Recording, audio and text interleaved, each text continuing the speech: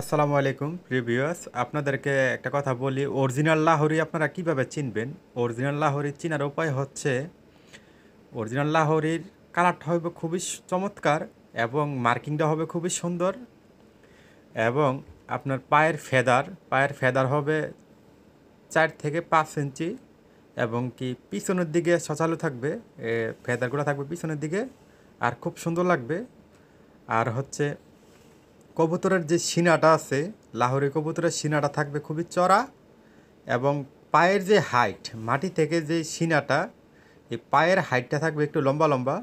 এটা হচ্ছে অরিজিনাল কবুতর, অরিজিনাল লাহোরি কবুতর চেনার উপায়। আর দ্বিতীয় হচ্ছে, অরিজিনাল লাহোরি কবুতর যারা চিনেন তারা অবশ্যই জানেন যে লাহোরি কবুতর শুধু মার্কিং দিয়েই হয় না। লাহোরি কবুতরের কিছু বৈশিষ্ট্য আছে, মাপকাঠি আছে। যেমন চোখের যে মনিটা আছে এটা একটু বড় বড় হবে, এবং মার্কিং যেটা, এটা নাক থেকে শুরু করে একদম সিনা পর্যন্ত, দাপনা পর্যন্ত, তারপরে দাপনার থেকে দাপনা সবটাই আপনার থাকবে একই কালার।